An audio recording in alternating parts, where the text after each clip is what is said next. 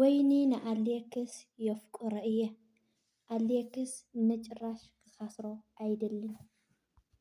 ሰላም ሰላም ክቡራት ተኸታተልቲ ናይ ፍሬዩቱብ ከመይ ኣለኹም ድሓን ዲኹም በብዘለኹም ሰላም ክትኮኑ እናተመንኹ እምበኣርከስ ናብዛ ቪድዮ ክትኣትዩና ኣለኹም ከምቲ ልሙድ ላይክ ሸር ሰብስክራይብ እናገበርኩም ምትዋዕኹም ኣይፈልየኒ ክብለኩም ይፈቲ እትውኒ ምትዋዕ እትውኒ ሃናፅ ዘበለ ርእይትኩም ደሞ ኣዝየ ዘመስግን እምበኣርከስ ናይ ድማዓንቲ ኣድያና ወይ ከዓ ትሕዝቶና ብዛዕባ ሊልና ኣሌክስ ኮይኑ ወይኒ ንኣሌክስ የፍቅሮ እየ ካብ ሂወት ኣሌክስ ክወፅእ ኣይደልን እየ። ስለዚ እዚ ዝሰምዐት ሊሊ ሓፍትና ደሞ ብጣዕሚ ተናዲዳ ክቡራት ኣሕዋተይ ብጣዕሚ ከቢድ ነገር እዩ ተፈጢሩ ዘሎ ኣብዚ ሕጂ ሰዓት። ምክንያቱ ሊሊና ኣሌክስ ከምቲ ትፈልጥዎም ብጣዕሚ ጀጋኑ መራእያ ፍቅሪ ጠንካራታት እዮም ነይሮም። እዚ ክገልፆም ኣይክእልን ነይረ ካብ ብህፃውንቶም ዝወፀ ፍቅሪ እስካብ መርዓ እስካብ ውላድ ዝኣክል በፂሖም ኣብ መንጎኦም ሰብ ብምእታዎም ደሞ ሕዚ ብዙሕ ዘይምርድዳእ ተፈጢሩ ኣሎ ማለት እዩ። እና ክቡራት ኣሕዋተይ ኣብ ዝሓለፈ ቪድዮ ዳጊ ንሊሊ ሓፍትናና ንወይኒ ሓፍትና ከራዳድአን ኢሉ ሒዝወን መፂኡ ነይሩ። ምክንያቱ ሰላም ክገብር ስለ ዝደለየ ናይ ኩሎም ፍቅሪ ክገብር ስለ ዝደለየ ይኹን ደኣ እምበር ሊሊ ሓፍትና ሓሪቓ ንምንታይ ሒዝካያ መፂኻ እንታይ ክትገብረለ እያ ኢላቶ ማለት እዩ። ይኹን ደኣ እምበር ደጋ ሓወይ ደሞ ቀስ ኢልክ ስምዕኒ ምክንያቱ ኣነ ይቅርታ ተባሂል ግን ካብቱ ዝነበርኩምዎ ፍቅሪ ምስ ኣሌክስ እውን ክትስማዕምዑ ምንም ነገር ወይን እውን ምስ ኣሌክስ ከም ዘይብላ እየ ኣብ ዝሓለፈ እውን ነጊረክ ነይረ እየ ክብል ርእይትኡ ሂቡ ማለት እዩ። ይኹን ደኣ እምበር ሊሊ ሓፍትና ብጣዕሚ ሕዚ እውን ነገራት ክርዳኣ ኣይከኣለን እዩ። ምክንያቱ እቲ ዘርእይዎ ዘለው ሪኣክሽን ናይ ሕውነት መሲሉ ኣይስምዐንን እዩ ኢላ ኣብ ጥርጥር ሂወት እያ ዘላ ማለት እዩ። እና ክቡራት ኣሕዋተይ ወይኒ ኣነ ንኣሌክስ ንጭራሽ ካብ ሂወቱ ክወፅእ ኣይክእልን።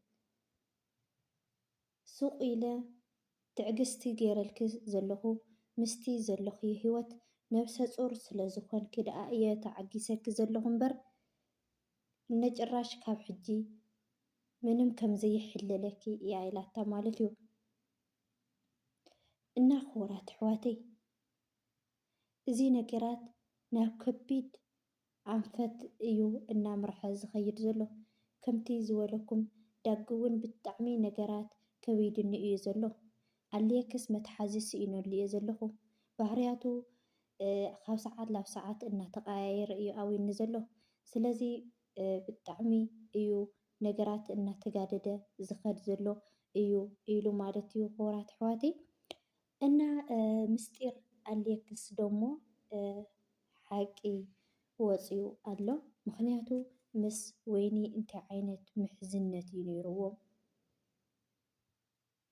ብኸመይ ኣንፈት እዩ ነይሩ ዝብል እቲ ሓቂ ወፂኡ ኣሎ። ኣብ መጨረሻ ቪድዮ ክነግረኩም እየ። ንስኹም ደሞ ነዚ ቪድዮ ብላይክ ጀምርዎ ክብለኩም ይፈቲ። እና ክቡራት ኣሕዋተይ እስኪ ካብ ዝሓለፈ ቪድዮ ንእሽተይ ቅንጭፍ ኣቢለ ከስምዐኩም እሞ ሰናይ ፀንሒ هولي ترمو بتعرقي يا أخي بيانس نازل نجار تالي أنا أتحلل لك عندنا ناس بس نسرع تالي غير الساعة تاريك يا زجاجة وين الصباح اللي حنشأ تقول عجلة تأتي كسرتاي ملكتك هو بدعمين ملكتنا بزت خير ما خد فيديو أوه ماي جاد እምበኣር ክቡራት ኣሕዋተይ ከምቲ ዝሰማዕኹምዎ እዩ እቲ ቪድዮ ማለት እዩ። ብከምዚ ዓይነት ዝኸይድ እንተኮይኑ ኣሌክስ ብጣዕሚ ሕማቕ እዩ ኢላታ እንታይ ይምልከተኪ ኣብ ክልቴና እንታይ ኣለኪ ይምልከተኒ ጉዳዩ ዝምልከተኒ እዩ ኢላ እያ ወይኒ ሓሳባ ሂባታ ዘላ ማለት እዩ። ደቂ ሓውና ክረዳድአን ኢሉ ንክልቲአን ፍቅሪ ይቅርታ ተባሂለን ላብ ዝነበርዎ ክምለሱ እዩ ላዕልን ታሕትን ዝብል ዘሎ። ይኹን ደኣ እምበር ሊሊ እመንኒ ሓፍቱ እያ ምንም ነገር የብሎምን ኢሉ ሓሳቡ ሸው ኣቢሉላ ነይሩ። ሊሊ ሓፍትና ደሞ ካብ ምጥርጣር ዓዲ ኣይወዓለትን እያ። ክልቲአን ኣብ መጨረሻ ክቃተላ እየን ኢለን ነይረን ማለት እዩ። ወይኒ ደሞ በሊ ንኣሌክስ በድጋሜ ክኻስሮ ኣይደልን እየ ካብ ሂወትኩ እውን ክወፅእስ ካብ ሂወቱ ኣይደልን እየ። ምክንያቱ ኣነ ሓወይ ዝኣክል ካብ ሂወቱ ውፅኢ እናተባሃልኩ ከመይ ገይረ ክወፅእ ይኽእል? ናታትኩም ፍቅሪ ናታትኩም ድምቀት ደልየ ኣብ ዝሓለፈ ቪድዮ ኣነ ካብ ሂወትኩም ክወፅእ እየ። ስለዚ ንስኹም ናብ ዝነበርኩምጎ ተመለሱ፣ ይቅርታ ተባሃሉ ኢለ ሓሳበይ ሂበን ነይረ።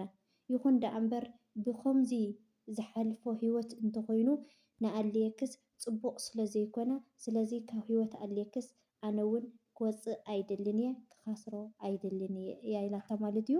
እዚ ዝሰምዐት ሊሊ ሓፍትና ደሞ መጠንቀቕታ እያ ሂባታ ለወይኒ ሓፍትና ነገራት ናብ ከቢድ ነገር እንተየምርሐ ስነ ስርዓት ግበሪ እያ ኢላታ ማለት እዩ። ይኹን ደኣ እምበር ወይኒ ሓፍትና ደሞ እስካብ ሕጂ ተሓሊለኪ ዘለኹ ዓቕሊ ገይረልኪ ዘለኹ ነፍሰ ፁር እስኪ ስለ ዝኾንኪ ደኣ ኢኹ እምበር ኣነ እናፀፋዕኽኒ ሱቕ እየ መወልኩ ነይረ ግን ክብሪ ንኣሌክስ ስለ ዘለኒ እዩ እና ካብ ድሕር ሕዚ እውን ንእሽተይ ትዕግስቲ እውን ዝገብረልኪ ከይመስለኪ እያ ኢላ ሓሳባ ሂባታ ማለት እዩ። ክቡራት ኣሕዋተይ እና ኣብዚ ሕዚ ሰዓት ኣሌክስ ኣብ መንጎ ተቐርቂሩ እዩ ዘሎ ብጣዕሚ ዝሕዝን ማለት እዩ። ባዕሉ ብዘምፅኦ ነገራት እዩ ብጣዕሚ ኣብ ከቢድ ነገር እዩ ዘሎ ክቡራት ኣሕዋተይ ማለት እዩ። ብዝኾነ ኣነ ኣብዚ እንታይ እየ ክብል ዘለኒ ተፋቀሩ ፍቅሪ እዩ ፅቡቅ። ስለዚ ስሳትና ፍቅሪ ክንዕድግ ኣለና።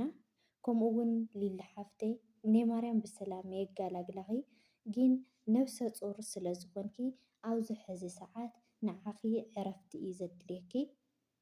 ፅቡቅ ኣይኮነን እዩ ዕረፍቲ ካብቲ ጭቕጭቕ ገለ ወፂኺ ህድእ ዝበለ ሂወት ክትነብሪ ፈትነ ማለት እዩ። ከምኡ ኣብ ነፍሰ ፁር ኮንካ ባህርያትካ ስለ ዝቃየር ምንም ክትሓዘኪ ኣይኽእልን ኣብዚ ሕዚ ሰዓት ማለት እዩ። ዛንበይቲ ብዝኾነ ግን ይቅርታ ወይኒ ነገራት ናብ ዝገደደ ስለ ዝኸይድ ዘሎ ወይኒ እውን ርግዕ በሊ ፍቅሪ እዩ ፅቡቅ ፍቅሪ ዓድጉ ክብለኩም ይፈቲ።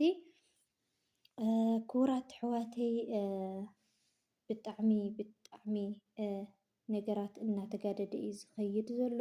ከምኡ እውን መብዛሕትኹም ኦድየንስ እውን ተሰሚዕኩም ንምንታይ ላብ ኣሌክስ ላብ ሊሊ ስላብ መንጎኦም እንታይ እኒአዋ ዘእቲ እንታይ እኒአዋ ትመፅእ ሰብኣይ ማታ ወሲዳስ እናበልኩም ንወይኒ ትፀርፍዋ ኣለኹም ማለት እዩ።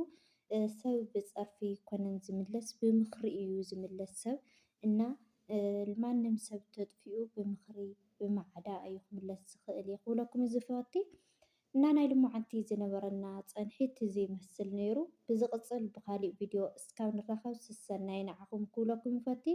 ነዚ ቪድዮ እተፈቲኹምዎ ላይክ ሸር ሳብስክራይብ እናገበርኩም ምትዋዕኩም ኣይፈለየኒ። ይቅርታ ደሞ ናይ ድምፂ ኣብ ስራሕ ስለ ዘርፈድኩ ድኽም ኢሉኒ እየ ሪከርድ ዝገብረልኩም ዘለኹ እና ብዝቕፅል ብካሊእ ትሕዝቶታት እስካብ ንራኸብ ስሰናይ ንዓኹም ባይ ባይ ፈትወኩም እየ።